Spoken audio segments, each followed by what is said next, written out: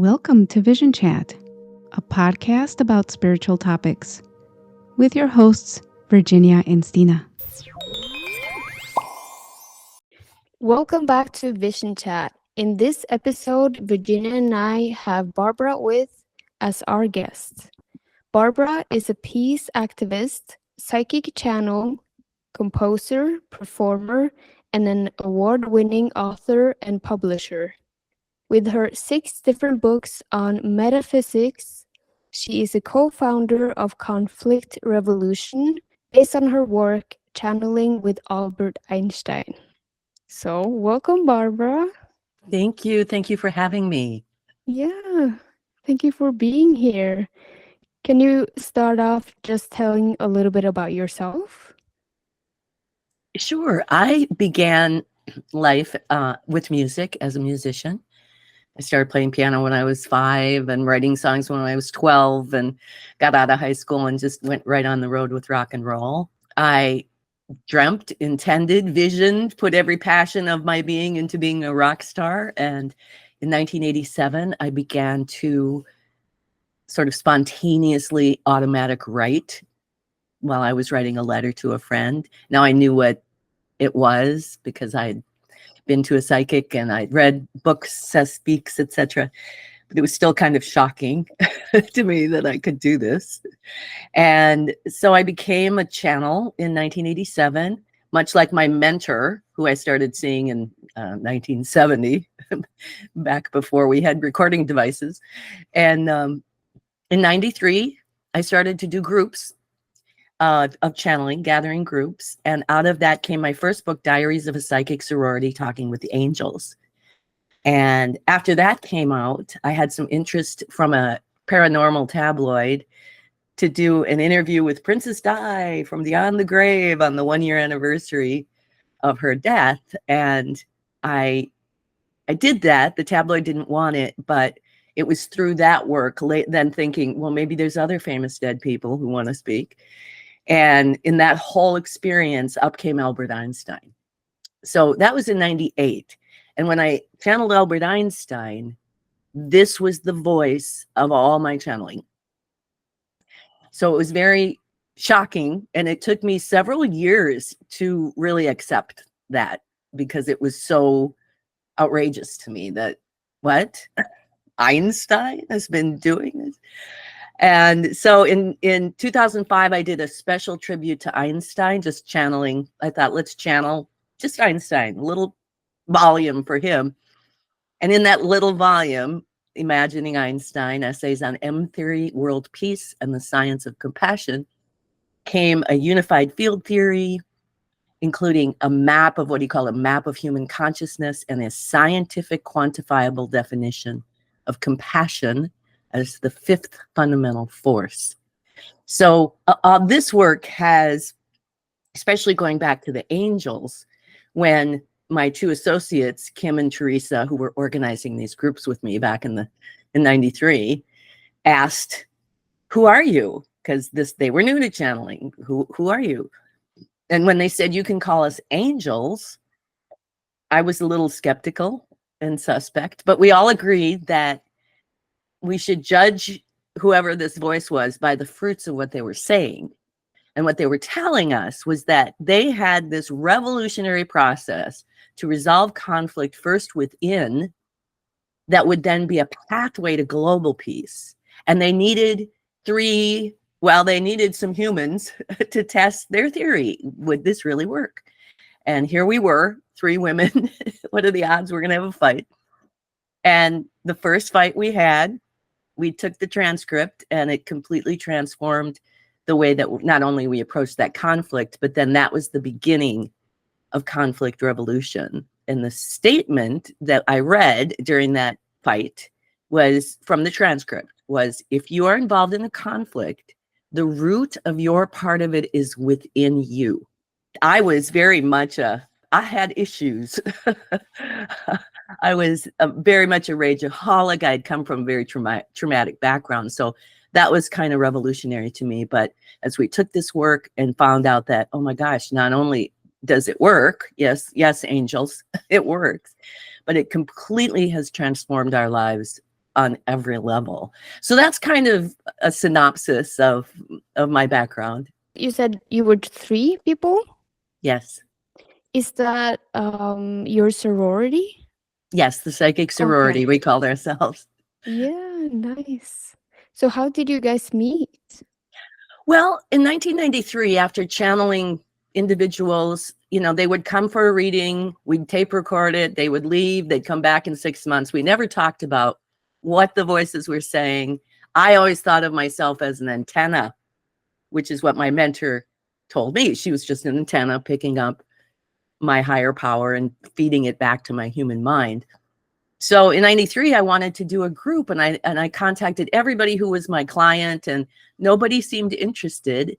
And then a referral came to my door, Teresa, and she sent 5 or 6 of her girlfriends, and then she sent Kim, her best friend. And when Kim came, she was not the kind of person to get readings. She was a very conservative businesswoman, little pearls and matching handbag, and went off to help her father do his World Aerospace Company. So she would never go to a psychic unless she was in crisis, which she was. But she took her reading home, transcribed it, and then called me back and said, hey, it says this here, it says this here. And I thought, this is the first person in however many years that was, 6, 7 years, who has ever done that. And so they started showing up at my gigs on the breaks. We would have these great conversations.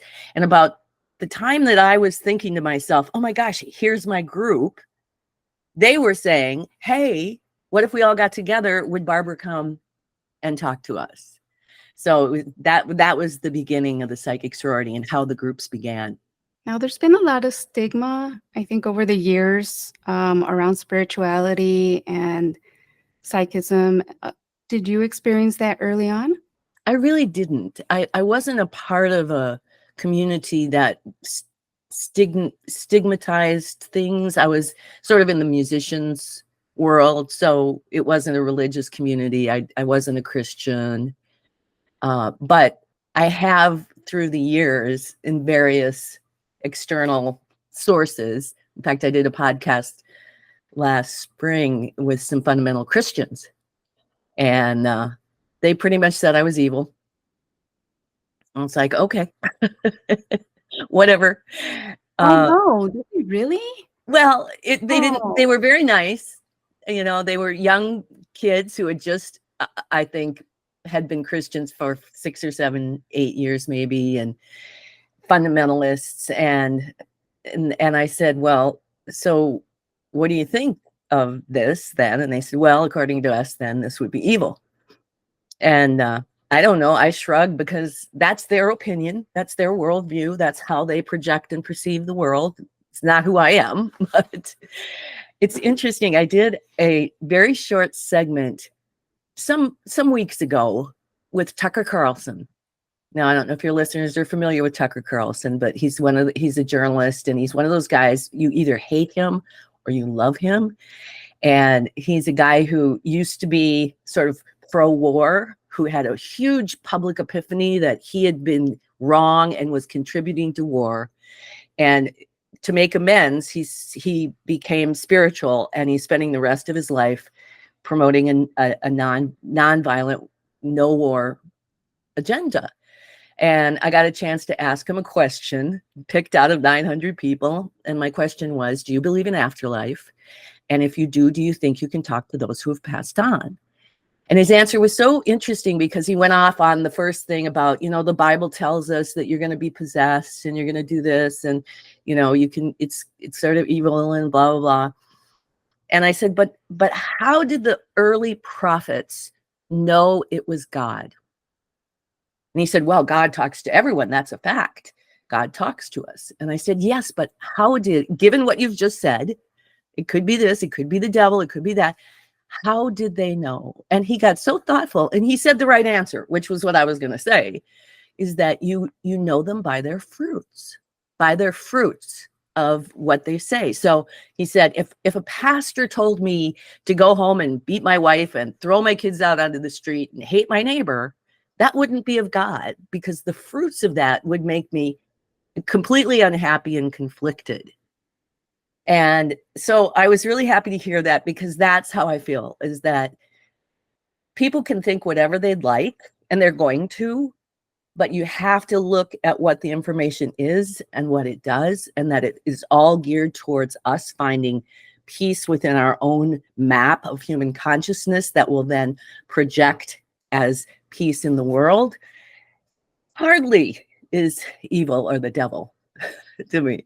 Would you say it's kind of like a ripple effect or butterfly effect? It's that, and it's also, when we look at the actual science, the unified field map that we have, where the beginning of everything, the source, is centered in the middle of the earth, and it operates like a black hole. Now, he told me this in 2005, and I'm not a scientist, so I was like, I have to tell the world this? Are we sure? And now, years later, you're hearing all kinds of things from modern day scientists about how it's very likely humanity originates in a black hole. But there's a particle that's you, called a compilation of consciousness, and it surrounds all of the mathematics of everything that's going to end up being on the surface of the planet in what we call the lens, where our bodies are. And there's this gravitational wave that flows up through the earth and bursts into the lens, makes our bodies, we project, and then we perceive the world. And that wave runs to the edge of the Earth's electromagnetic field. You know, the Earth has this electromagnetic field, and it gets swept back up, goes back down again. And this is this spinning string that string theorists talk about. So what Einstein says is that whatever the condition of this gravitational wave is, and this is where our three human dimensions, as we call them, the map of emotion, intuition, and intellect. So whatever the condition of this wave is going to perfectly project into the lens all of that math. So if there's a lot of conflict on this wave, it's going to manifest that conflict into the lens. It's just like science.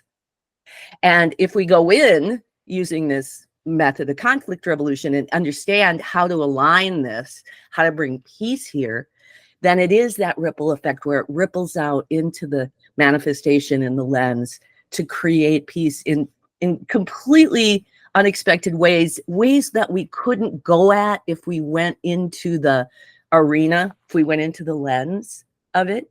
So, quick example, after our first fight, the three of us, and we had this epiphany as we each took our part of it. And I went to work that night. I was singing at a hotel, and there was a bartender there who really, for some reason, didn't like me, was not very friendly to me, and that was okay. We just come in and do our jobs.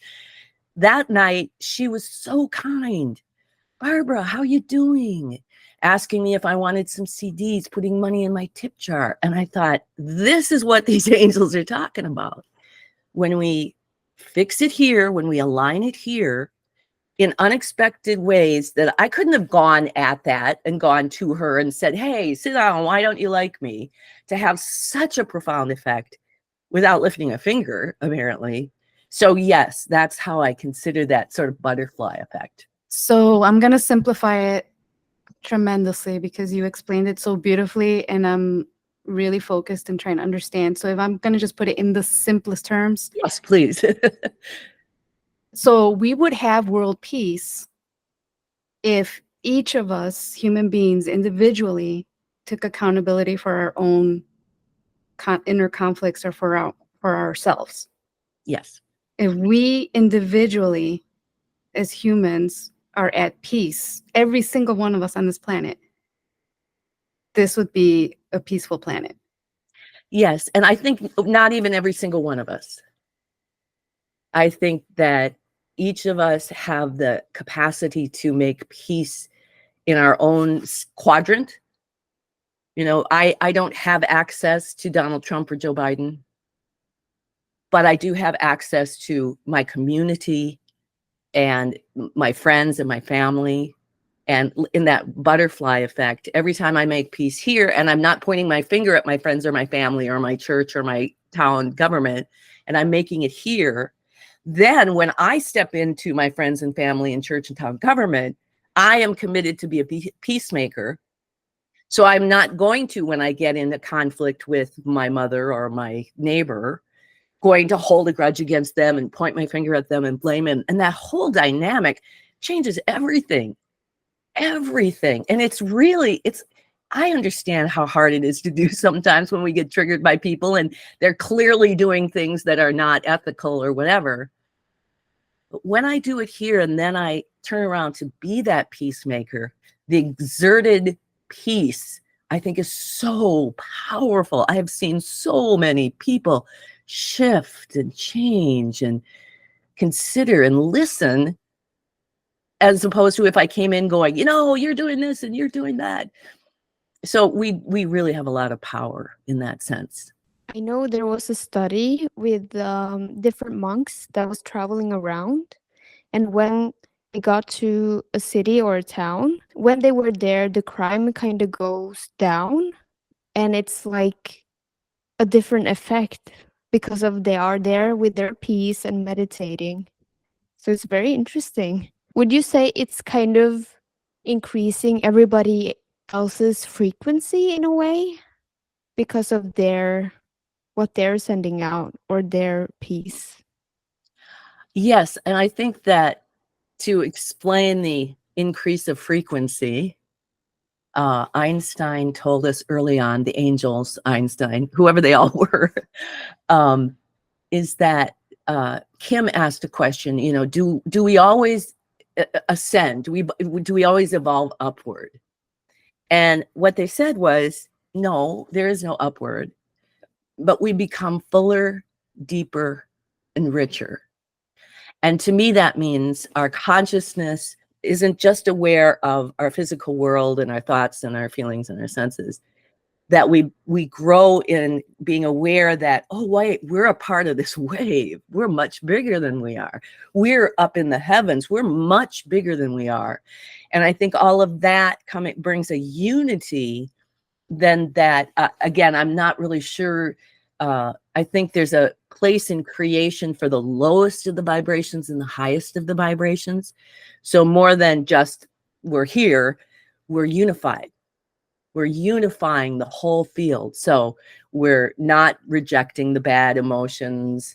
We're processing them and moving them regeneratively so that we become this kind of whole being. And if that increases frequency, then yes. Would you say that then Albert Einstein is, I don't know, like your guardian angel or your spirit guide, and this is the role he's serving in your life? That is a good question. I know that I've been protected my whole life. I still feel incredibly surrounded by divine energy and entities. I think Einstein has been with me my whole life.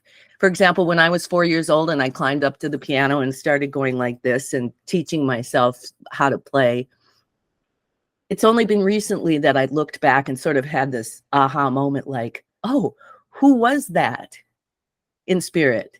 Who was helping me, pushing me towards that? And he was a very proficient musician as well. And then when I started writing music, was there divine intervention in that? Was there divine guidance in that? Probably, but I wasn't aware of it at 12 or 13 years old. I hesitate to say it's just him, but certainly he has been with me, I think, for my whole life.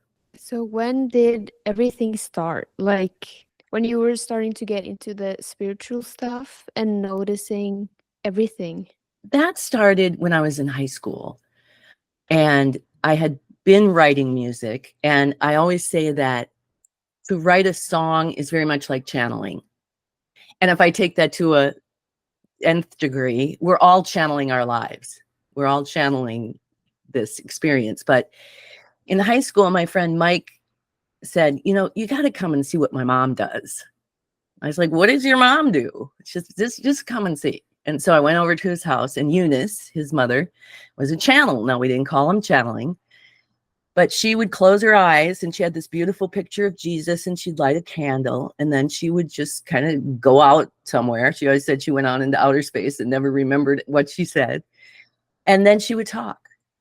And the voice of we that she spoke was so compassionate and so loving. And for me, in my personal readings with her, she would quote thoughts that I would have had. She would describe situations that I was in. For example, I had a conflicted relationship with my mother early on, and she would describe them and she would help me know what to do to make that a better situation.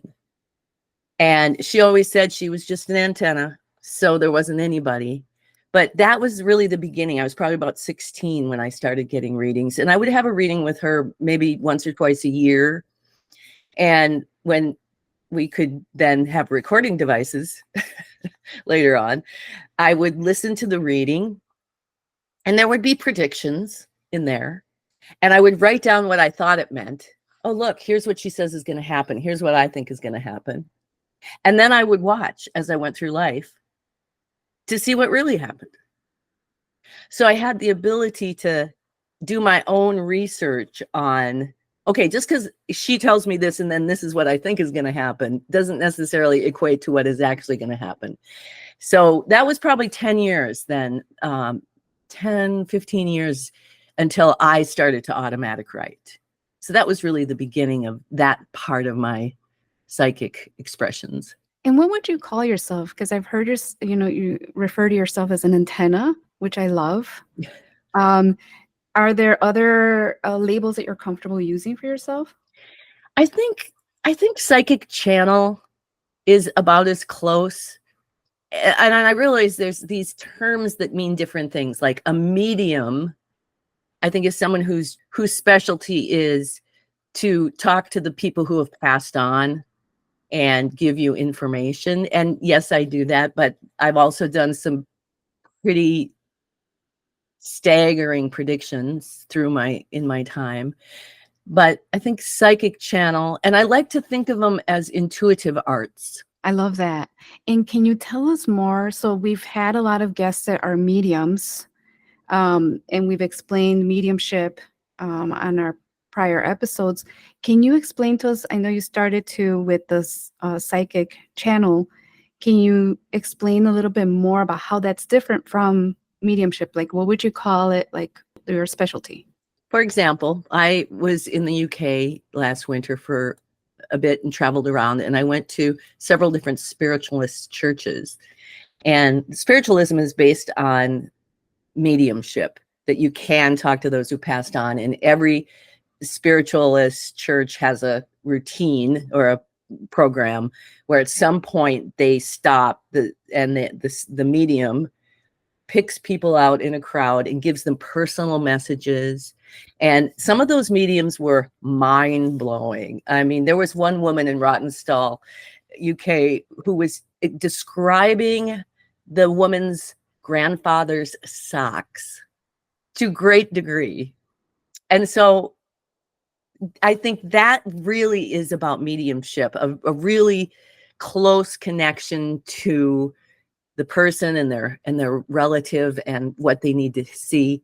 My gift, I'm not so proficient at just being able to look at you and tell you what your grandfather's socks look like. But then if you think about Einstein, he brought in some of the most profound information about the planet, about science, but he couldn't remember to brush his hair. So that's kind of how I feel. Like, I can tell you how reality is created. And if you came to me for a reading and said, can we talk to your dead can I talk to my grandmother who's passed on? I would always say, that isn't my forte, but let's try. I always give that caveat. And you may not be able to get, exactly where that watch that she left you is, but she may have some information for you that I'm happy to provide. But my focus has really been on this much more global piece, beginning within each of us. So how did your journey started with Albert Einstein? When Diaries of a Psychic Sorority came out, and I got this call from my literary agent saying that this tabloid was looking for an interview with Princess Diana, I was very skeptical. I thought, really? My work is going into a paranormal tabloid? But I thought, okay, well, let's just see what happens. So I sat down at my computer and I typed the questions and I typed the answers. So I apparently was channeling the questions as well. And then I printed it off and went to read it. And it was so profound to me, not only the detail about her relationship with Dodie and what happened that night and her children, but her whole message was, in keeping with the angels, that if everyone who put a flower at the palace after she died would do this inner work, we could have world peace. And the tabloid didn't want it. And so my agent and I sat down and said, well, let's make a list. Who else do we want to try to talk to? So we had Mother Teresa and Gandhi and Elvis. And I would imagine that I would go to them and say, hey, would you be interested? And some of them said no. And the next one up was Nicole Brown Simpson. And that was the time, I think it'd been a year since OJ had been found not guilty of that. And so by the time we got to John Kennedy, we did that interview and he said, okay, put your list away. We're going to tell you who's coming up next. And so he sent his wife, Jackie O, and then she sent Einstein. Now, he wasn't even on our list. I mean, who doesn't love Einstein?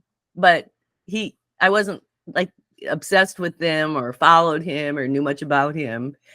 But when that voice came out of me and I realized, oh my gosh, this is the voice I've been channeling since I've been channeling. That's just too much. But that's kind of how he came directly into my life. It's so interesting. Did you write a book then based on the people you channeled? Yes, it's called Party of 12, The Afterlife Interviews. Okay. There is another book. I'm sure people have done the same thing then after you. There's been another book that I was recently reading where they channeled different people as well. Einstein's one of them. Probably. And I just find it so interesting because I would have never, when we're talking about spiritual things, I would have never even thought of Einstein. I feel so bad now saying that. No offense, Einstein, but I wouldn't have thought of him. But he's so spiritual and so wise. And it just feels like he wants people to just like benefit. He wants humanity to benefit from what he knows and the knowledge he can impart on us. And if you know anything about his life, he was always a huge peace activist. And he actually had to face Hitler. He had to leave his country because the Nazis were on the rise and probably would have taken him as a Jew. And then he also had to watch as science started to develop these weapons of mass destruction. And it started in World War I when one of his scientific friends, who I forget his name, Fritz someone, was developing mustard gas. And Einstein was horrified. What are you doing? And his friend said, well, better to just quickly kill everybody instead of a long, protracted. And he was mortified. So when he got to the US and they did the Manhattan Project and he absolutely refused to take part in that, his life work was not just trying to find a unified field theory, which he didn't do, but his whole quandary was, how do we bring world peace? To the point where after World War I, it wasn't the United Nations, it was called the League of Nations, promoted this sort of public conversations between people to bring back unity, mostly in Europe, that had been torn apart by World War I. And so they asked Einstein, would you write a letter to some famous person, with some intellectual ideas that we can then publish and start to bring people back together?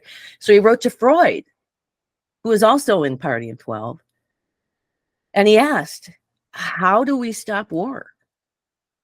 And Freud's answer, truncated, was, well, there really isn't any universal question, because you can't have a world government, because that will go terribly wrong. But there's three things that we can do. We can cultivate hungry, curious minds that are seeking the truth. We can have open hearts and be compassionate. And then we can know the truth about what will happen in a world war. And it's not pretty, but you have to tell people so that they get the gist of it.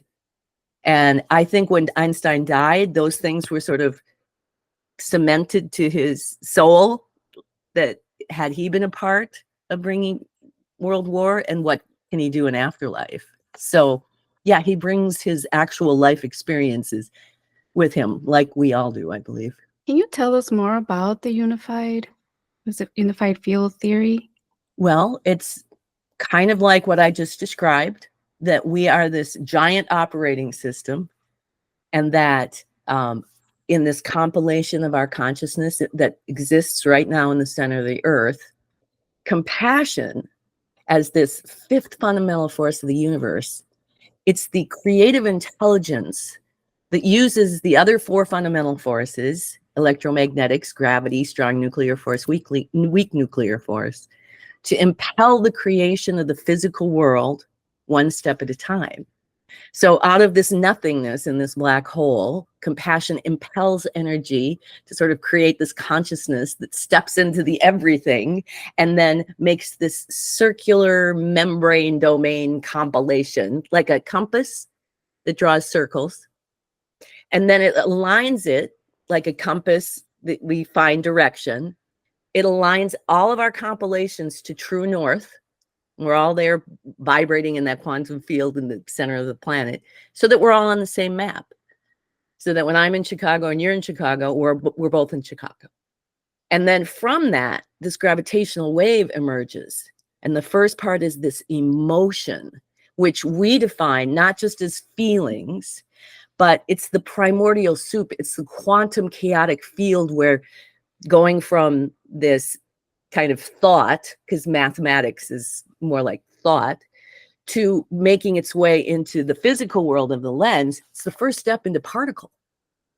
So it's everything, the computer, your face, your heart, your hands, the lamp, everything is strewn about. And as it moves up this wave, it starts to pull together this inner gravity that all of my particles have the same inner gravity, and they start to pull together to the second step, which he says is intuition, which is the voice of compassion. And compassion, as the fifth fundamental force, imbues every part of us with this understanding that we're all one being. So the voice of compassion is always a small, impelling statement or whatever. It's not always a statement, but to take the next most advantageous step for the good of the whole system.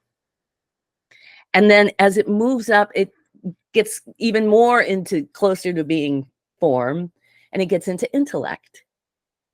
And intellect is the part of us that defines everything. You're looking outside, you don't hear that is a computer, that is a computer, that is a computer, but that's a function of the intellect.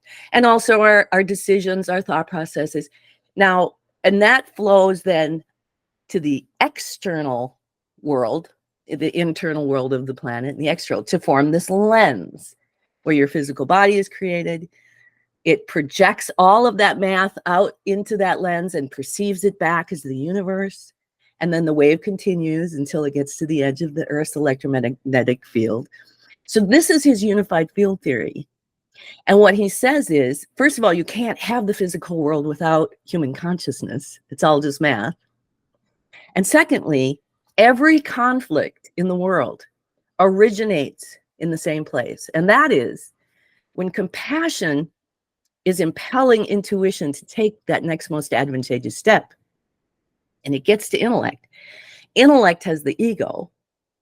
And it's from intellect that, for example, if I was going to decide to turn left, it would be intellect that sends the neurological messages to my hand to grab the wheel and turn to the left.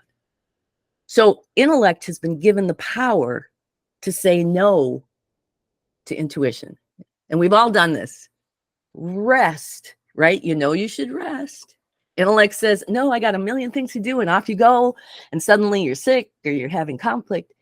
Einstein says every single conflict, from the greatest in the macrocosm to the least in the microcosm, originates between these two human dimensions. And so conflict revolution is, we call it aligning to compassion, where we teach our whole system not only how to feel all the range of feelings, because anger and depression and joy and bliss are all part of the creative force together, unified. It's only when you get to intellect that you have thoughts of depression or thoughts of anger. You have anger, it comes up. Probably intuition says something like, breathe, right? It gets into intellect. It's like, no, that person did this to me, and now I have to go do this. And then off you go to do this.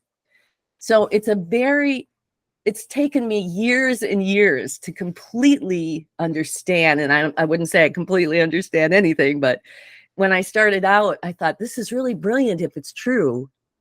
But now I see, if you see every single person in the world did this, if the world leaders were doing this and listening to their intuition, which is going to naturally impel them to be unified, it would be it will be, because this is what's happening to us. We're learning this a lot because of people like yourselves who want to have these conversations with one person at a time. That's what we call it, world peace, one person at a time, starting with ourselves. So that's the unified field. Beautiful. Thank you so much. I'm going to throw a little bit of a curveball at you. Please don't answer it if you don't want to. Okay. So, and I'm sorry, Stina, this is very US based. So there's a lot of conflict here in the US right now. And we have the elections, there's all this turmoil. And there's, people are impacted also by the things going on in the Middle East. I mean, things are really heated here. What would Einstein say to us as far as like what we do with the feelings, I guess, that are coming up? The anger, the frustration, the disappointments, the hopelessness. Like, what do we do with all these emotions so that we can act from the best place possible to bring about more peace? Yes. And no, that's a good question. And I go back to kind of what I said about Freud. Okay. So Freud said one way to have world peace is to develop a curious, hungry mind that's seeking for the truth. And I am also an investigative journalist. I started in 2011, and that's a long story, but I have learned that as long as I am looking for the truth and not being swayed by my personal opinion of some politician, if I'm really looking for the truth, then that's going to be a big factor in me being able to still be a peacemaker. And as far as emotion, we have been teaching since I started training conflict revolution in 1999, is that this is the revolutionary part about it. Emotion as that quantum field that's creating the physical world. We need the whole spectrum. We don't want to leave the anger or the depression or any of that behind, because it gets abscessed. It stays there. And then that wave, like I said, it perfectly projects whatever's in there. So then we create the abscess, whether it's external or internal. So we teach this process where all emotion has to move through our bodies and continue on the wave. And it's done with breath work, and it's done with separating the emotion from the intellect to find a channel through this wave, through the intellect, that's going to protect it from attaching to those thoughts that want you to project it outwardly. And so one time I had this really intense conflict with my sister, and I was so mad for about 2 weeks. Everything I said all day long was, I don't need to know why I feel this anger. I just need to feel and breathe. And every time my mind would wander over to, you did this, I go, no. Just feel, keep moving that. And now this is pretty common knowledge in spiritual circles. When I started back in the 90s, people were like, what? Like, yeah, that's it.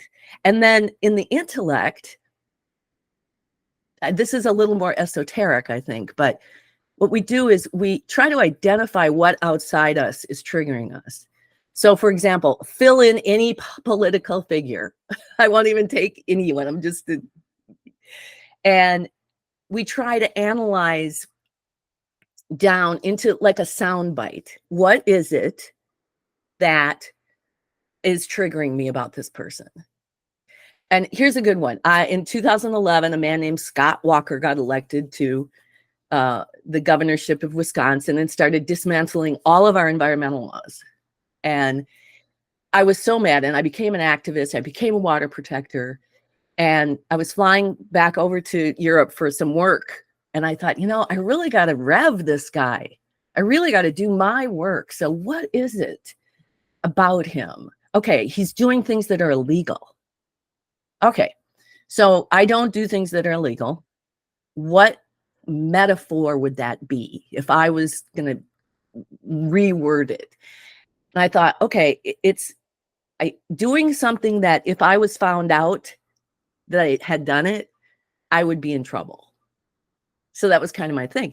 And so I started revving. One way is we watch ourselves through the course of a day with our witness. And on other times, it's just, okay, God, Spirit, show me in my life something that I might not be aware of, where I did something that if it came out, I would be in trouble. And, my intellect was going, it kind of flip. What? And when you start looking, there's a really good chance that energy is going to bring this image right up in front of your face. And it was a situation some years back. Very briefly, somebody was going to let me use their image of Einstein when I was going to Bucharest in Norway to do work. And yes, I could put it on my CDs, and I got everything printed up, and she was going to sell little posters of it. It's so beautiful. There it is. And at the last minute, she said, "No, you're trying to rip me off." And I was so pissed. And I thought she didn't want her work sold. And I had just spent all this money. So I went to my events and I thought, okay, I won't sell them, but I'll give them away in my gift bags as a gift because I've just paid for them. And she said I could use them. Well, no, you can't do that, Barbara. But it took me that long of a time.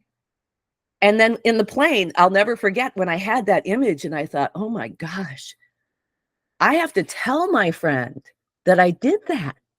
She's still my friend. I never even told her I did that. And so I wrote her a letter and I said, I have to tell you this. I have to come clean and I have to make amends. And so my amends are every single one of those pictures that I gave away, I'm going to pay you for, and hope that you can forgive me because it wasn't about the money for her. She just didn't want her work out in Europe to be, confiscated or whatever. And I sent the letter. I didn't hear from her after they were going to sue me and whatever, her and her boyfriend. A couple of years later, she came back. I live in a small town. She ran up to me. She threw her arms around my neck and said, "We were so broke, we couldn't afford food. And when we got your letter, you gave us enough money to get off the island and get to a place where we could be safer." And we just cried and hugged and it all worked. And so last year she said, okay, here's your chance. And so I bought a big print of that picture. And so that's, in terms of the world situation, it's what I do. It's what I personally do. Like when I can see a lot of stuff going on because I'm an investigative journalist and I've investigated both sides of the aisle and pretty much think that our whole system is crumbling because it's based on lies and deceit and war and killing. And we, especially us as the United States, we can't go on doing that as if. And so we're seeing that come down. But it's when the specific politician triggers me that not only do I go in and do this work, but I also use my critical thinking to do a big, deeper dive into, I have a whole bunch of different sources who are independent, who aren't tied to a news organization or don't take big money from anybody, who have been reporting the truth. Matthias Desmet is one. He's a Belgian statistician who came out with a book called The Psychology of Totalitarianism. And I started to write my own columns about propaganda and what it does to indoctrinate our minds. And I think a lot of minds are indoctrinated, and conflict revolution is the original undoctrination tool, because what we do is we look at what our intellect is telling us and we change it to align to compassion. So that's kind of my long answer about politics. But I'm telling you, I have been hammered by both sides. Hammered. That's an amazing story. Thank you so much for sharing that with us. Do you think then that, because I've heard this somewhere else before, but and I resisted it, like I noticed within myself, I had a reaction to it. But do you think that people or situations that trigger us, that we get angry about, is it like a mirror? Are they acting as mirrors to us to reflect back then, okay, what is it about that person that's triggering me and why? What is it about me that's reacting to that? And so that we do our own inner work? Do you think that that's kind of what? Yes, absolutely. Because if you think about this model, whatever is on this wave is going to perfectly project into the lens. Now, we can't directly see this. You don't see your emotions. You don't see your intellect, but you experience it. So these triggers and these mirrors are mirroring to us what's on this wave that we can then come back to and go, okay, so what is it? Is it that I'm not feeling all my feelings, everything? Am I projecting my anger onto someone else?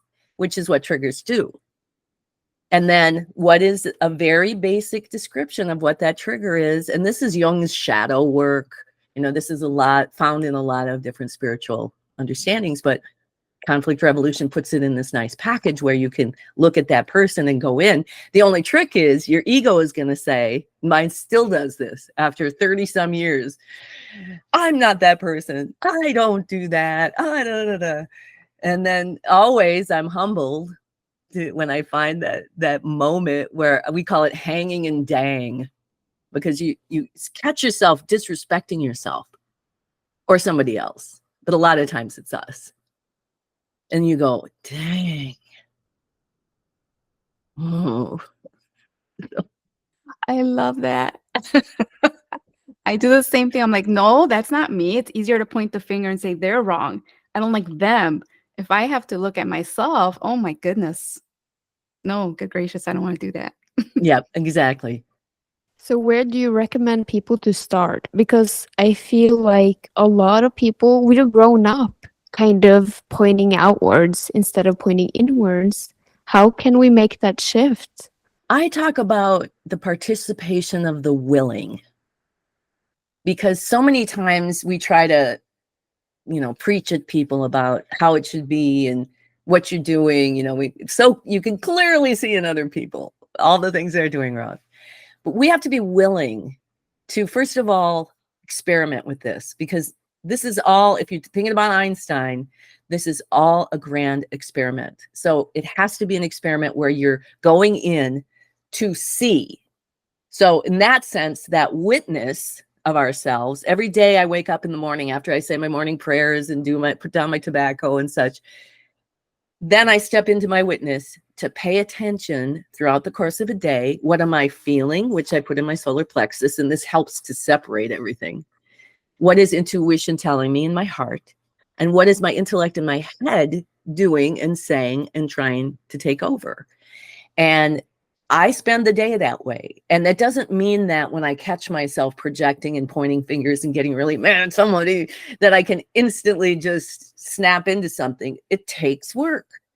But as I can pry myself away and go, no, no, no, no, no, that's you. No, it's not me. Yes. Now I brought that back to me. I'm not projecting it. That struggle is still there. But now I'm revolving it back and I'm going to start doing what I need to. And I think one of the first things is people learning how to feel and breathe without thinking, how to embrace anger and move it through, and then how to be in that witness so you can do that work, that mysterious work. I love it. I love a good mystery. So, for example, I had a conflict called the drunken marketing manager. We always name our conflicts. And this was a woman where I worked who wanted me to do all her work. And then she would criticize me for it. And long story short, my conflict was with my husband from several years ago, where I wanted him to do everything. And all I did was criticize him. So to understand that intellectual work is kind of like a puzzle that doesn't just have a straight line. But as we feel and breathe, it relaxes the attachment to the thinking process. But developing that really strong witness of self and looking at this very simple model is really a good start. But it's hard work. It is hard work, but the result is the natural manifestation of the miracles. Yeah, that's wonderful. I don't know, you can correct me if I say anything wrong here, but is it that emotion kind of gets stuck in us, and instead of us working through it, we are carrying it on, and then we project kind of a pattern or it outwards, so we can then again look inwards to like work on the energy or get it Yes. out in a sense? Okay. Exactly well put. And so here's how it works. There's this wave, this magical, mysterious wave. And, this emotion wave, it's carrying the earth energy. It's carrying everybody in your world. It's carrying your past lives. I mean, it's a complex system. But maybe there's some anger in there. And maybe it's moving up and intuition is saying, breathe. And if your intellect defines yourself and says, I'm not angry, goes right back down. It's just basic denial. And that builds up. And then you see that. Then you're constantly angry. Somebody's always triggering you. So you very well said. Barbara, what are you doing these days? I mean, it sounds like you're multi-talented. You've done all these things. You've written all these books. Are you working on anything now? I have decided to dedicate the remainder of my life, however long it will be. I'll be turning 70 soon, and my parents both lived into their 90s, to this work. I've done a lot of different things, including investigative journalist. I was a fund development director. I've been a waitress, blah, blah, blah. But I'm putting all of my focus into this work. So a year ago, I launched my World Peace Tour on July 9th, which is the anniversary of Russell Einstein Manifesto that was read in 1955, urging the world to make peace because no one will live through World War III. He sounded very much like a psychic. And I spent the past year traveling around, not always doing official events, but in fact, I pet sit my way across the UK last winter, which was absolutely a brilliant way to see the UK. But I got to talk to everybody that I met, my hosts. I got to get my book in the hands of Deepak Chopra and Matthias Desmet and David Icke. And I had some channels and some work. I appeared at the Science of Consciousness conference at the University of Tucson in Arizona in April to match wits with the far left scientists of the world who for 30 years have been looking for the answer of consciousness, and came away so excited, like, oh yeah, we got it. We got this here. So I did over 23,000 miles, 7 countries, 16 states, about 5,000 miles in the US, and then came home here where I'm spending the summer. I have a Wednesday morning Zoom meditation where we're calling it the remagnetization of our bodies because the earth, has this electromagnetic field, and we align ourselves to true north, where we lie down with our heads to the north, and then we do this meditation on the top half, and then we switch and have our legs to the north and on the bottom half. So we're really re-energizing the hippocampus as well, remagnetizing it, because all of this stuff that's going on in the airwaves that are demagnetizing us, they're trying to pull us apart, mess with our brains and our hippocampuses. And so this brings us all back together. And while we do that, then I do a work on different parts of the map. So last week we really delved into emotion. And tomorrow, well, depending upon when this airs, this is going on all summer, we'll do intuition and onward through that. And then I leave again in the fall to follow the journey. And I have a lot of invitations from last year, and I'm very excited about it. So if anybody wants to have me come visit and do some work, I am totally up for it. Yeah. How can people find you? Where do they sign up? You can go to barbarawith.com. That's more my personal website. I also have a big column there about propaganda and about indoctrination and how to recognize those things. And you can sign up for a reading. But synergyalliance.llc, that's the whole shebang. You see the psychic sorority and conflict revolution and everything that I'm doing, my events, my books, and you can sign up for that meditation and keep a watch, because I'm going to do some master classes on conflict revolution as well. I have a question for you, the last. How is it doing everything now compared to like 30 years ago? Do you see a major difference? Yeah, now you're going to make me cry, kids. Is that I've probably done over 50 podcasts in the past 9 months. And most of them are wonderful young people like yourselves who weren't even born then, but get this, listen to you be able to talk about this unified field theory and parboil it down into your own understanding of it. That to me is huge. It's taken a very long time of me repeating this to people who don't really get it and don't really want to do it, to coming into the world and talking to you, brilliant young people who are bringing this vision. And there's so many of us now, so many of us. I have my whole summer is booked with podcasts. I'll never stop talking about this with whoever wants to talk about it, so that we can bring this unity together. So I'm very, very hopeful for the world. That's amazing. I love that.